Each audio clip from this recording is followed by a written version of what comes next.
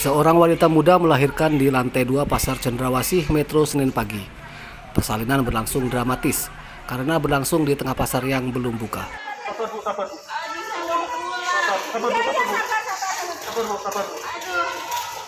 Persalinan di atas meja lapak pedagang ini direkam warga. Tim medis yang membantu dokter Polres dan Puskesmas Metro. Persalinan berlangsung lancar. Bayi perempuan terlahir dengan selamat. Sang ibu bernama Arianti, warga Kemiling, Bandar Lampung. Ia merupakan pengamen yang biasa mencari uang dari pengendara di perempatan lampu merah dekat Pasar Cendrawasih. Lahirin di Pasar Cendrawasih itu di mananya sih Om? Tepatnya di lantai 1 atau lantai 2 gitu? Lantai 2 di atas. Sekira jam berapa itu Om? Setengah 9 lah. Setengah 9. Katanya itu orang pengamen, orang dari Kemiling. Orang dari Kemiling? Iya, ngamen di sini. Berangkat dari sana belum ada rasa mau lahir. Sampai sini langsung deprok di sana. Duduk di amben itu loh, di meja-meja di atas. Om sempat ngelihat itu? Yang lihat udah bayinya udah ngelahirin, udah lahir, bayinya udah keluar. Terus pengamen yang melahirkan di pasar ini mendapat simpati warga dan pedagang. Bayi dan ibunya kemudian dievakuasi polisi dan bidan ke rumah sakit untuk menjalani perawatan. Aris Susanto melaporkan dari Metro.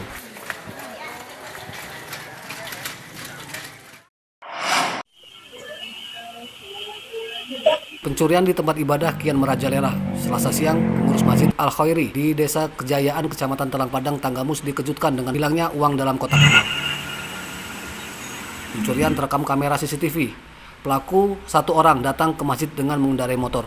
Pelaku awalnya menuju tempat wudhu dan masuk masjid berpura-pura akan sholat. Karena sedang sepi jemaah, pelaku dengan leluasa mencuri uang dalam kotak amal. Pelaku memecahkan kaca kotak amal dengan obeng. Pengurus masjid belum mengetahui jumlah uang yang dicuri, namun ditaksir mencapai ratusan ribu rupiah. Pencurian uang dalam kotak amal di Masjid Al-Khairi sudah terjadi kali kedua. Ambil sarung, menuju pengimaman, melihat di situ mungkin ada kotak amal, rupa-rupanya nggak ada, terus keluar menuju kotak amal yang di luar, yang kotak amal kaca. Nah disitulah dia membongkar dengan obeng, mengambil uangnya di situ. Setelah itu dia menaruh sarung lagi, lalu dia keluar. Namun sebelumnya pernah juga terjadi kotak amal ini sebelum kita memasang CCTV. Pencurian sudah dilaporkan ke Polsek Telang Padang, Tanggamus. Pengurus masjid memberikan rekaman CCTV untuk membantu polisi mengenali identitas pelaku. Pengurus masjid meminta polisi segera menangkap pelaku. Andri Kurniawan melaporkan dari Tanggamus.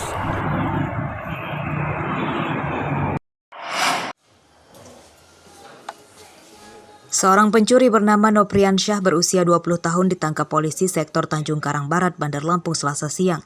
Tersangka ditangkap di rumahnya di Kelurahan Kelapa 3 tanpa melakukan perlawanan. Dan sekarang tersangka sudah diamankan. Pemuda pengangguran ini ditangkap setelah membobol rumah pada malam hari saat korbannya sedang tidur. Tersangka masuk rumah korban melalui jendela dan mencuri 2 ponsel.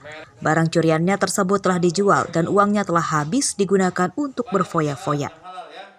Itu memang jendela itu terbuka, Pak. Kamu masuk? Saya masuk, Pak. Oh, udah berapa kali kamu? 4, Kak. Apa yang kamu ambilin di pas bongkar rumah itu? Duit sama HP. Oh, duitnya buat apa? Duitnya untuk bayar kontrakan sama makan, Pak. Baju kaos ya ini ya. Tersangka merupakan seorang residivis karena mencuri. Tersangka saat itu masih di bawah umur menjalani hukuman di lapas anak. Melaporkan telah kehilangan HP sebanyak 2 buah ya, benar ya? 2 buah warna gold, merek Xiaomi dan Redmi. Kerugian di total 4 juta rupiah. Laporan yang tertulis di sini sudah ada 3 di LP di sini yang dilaporkan ke Polsek Tanjung Karang Barat. Mungkin kami kredit nanti setelah dia melaksanakan hukuman, kami menunjukkan lagi berkas perkara yang lainnya. Artinya pelaku ini tergolong spesialis nih? Spesialis dan meresahkan wilayah TKB. Polisi menyita 2 pakaian yang dibeli dari uang penjualan ponsel curian. Penadah ponsel curian kini masih buron. Tersangka kini harus kembali masuk penjara yang kedua kalinya dan terancam hukuman 7 tahun penjara. Robila Ste melaporkan dari Bandar Lampung.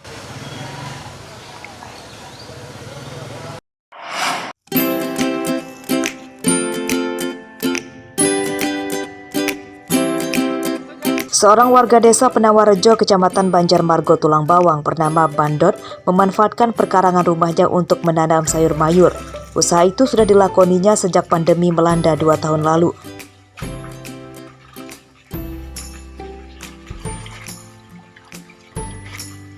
Menurut Bandot, usaha budidaya sayur mayur sangat menjanjikan secara ekonomi. Ia bisa mendapat tambahan penghasilan untuk rumah tangga karena sebelumnya ia hanya bekerja sebagai buruh serabutan.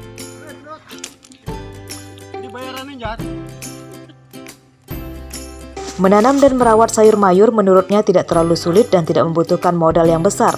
Sayuran yang ditanam antara lain kangkung, bayam, terong, dan kemangi.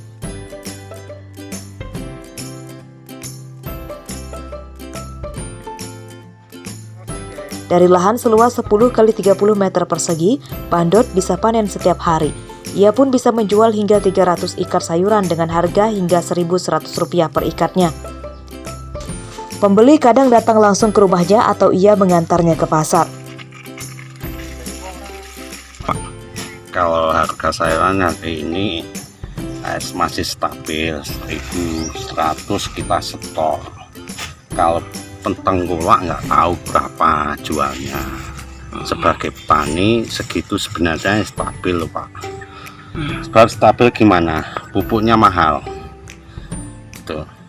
Usaha yang dirintis bersama istri dan anaknya tersebut akan diperluas dengan tambahan modal dari uang simpanannya. Ia pun berharap ada perhatian pemerintah membantu permodalan dan pemasaran lebih luas. Mustaqim melaporkan dari Tulang Bawang.